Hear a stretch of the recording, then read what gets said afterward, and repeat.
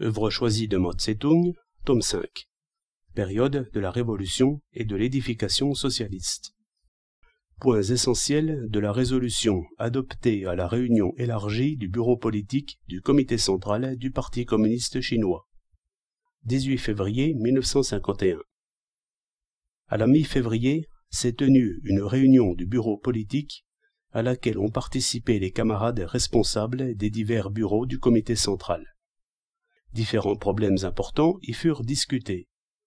Voici les points essentiels de la résolution adoptée que nous tenons à vous communiquer. 1. 22 mois pour le travail préparatoire. L'idée de 3 ans de préparation et 10 ans d'édification économique planifiée doit être expliquée au cadre de l'échelon de la province, de la municipalité et au-dessus. À compter de maintenant, il nous reste 22 mois pour la préparation.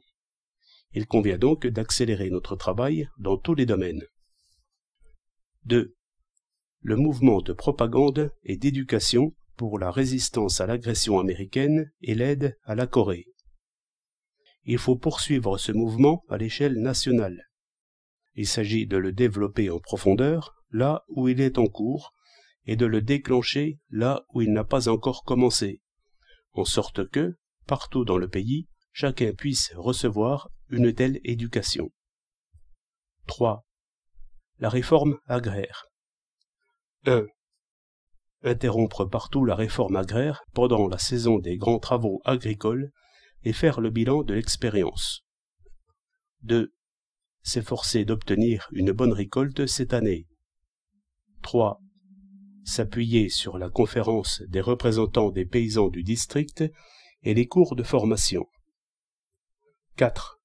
Créer activement les conditions nécessaires. Quand elles ne sont pas réunies, s'abstenir de forcer les choses, quel que soit le moment et le lieu. 5. La réforme agraire aussitôt accomplie, s'attaquer à ces 2 grandes tâches, la production et l'éducation. 6. La mesure du remboursement échelonné du gage de fermage mise en application dans la Chine de l'Est est approuvée. 7.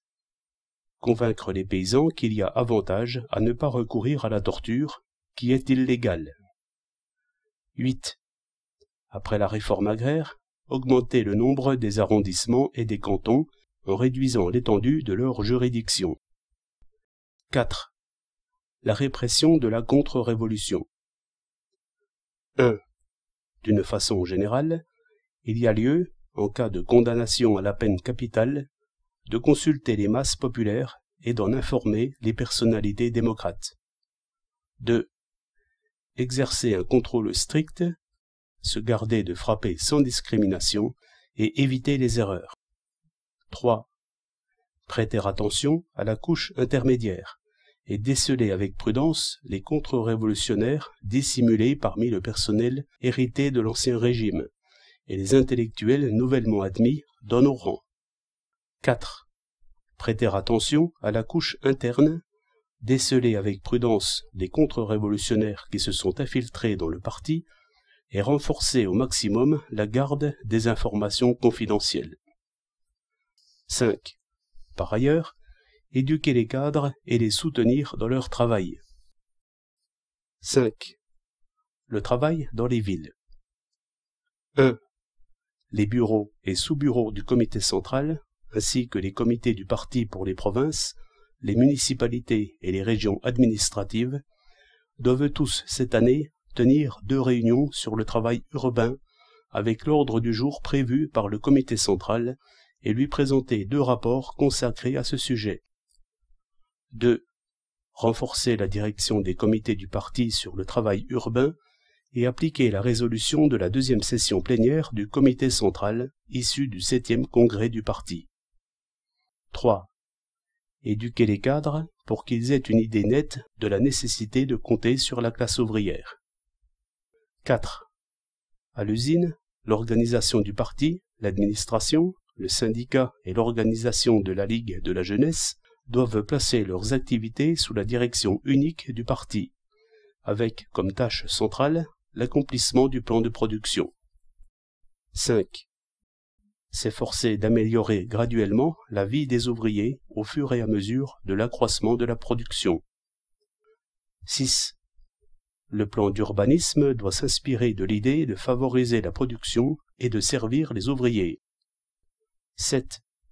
La Fédération des syndicats de Chine, ainsi que les organisations syndicales aux échelons supérieurs, doivent faire porter leur effort principal sur la solution des problèmes concrets qui se posent aux échelons inférieurs. 8. Les comités du parti et les syndicats doivent veiller à dégager des expériences types pour les généraliser rapidement. 6. La consolidation et la création des organisations du parti. 1. Notre parti est grand, glorieux et juste. C'est son aspect principal, qu'il faut affirmer et expliquer au cadre des différents échelons. Mais il convient aussi de leur expliquer clairement qu'il y a des problèmes à régler et que la prudence est de rigueur à l'égard de la création d'organisations du parti dans les régions nouvellement libérées. 2. Il appartient au comité central et à ses bureaux d'exercer un strict contrôle sur la consolidation et la création des organisations du parti, et les échelons inférieurs ne doivent pas agir comme bon leur semble. 3.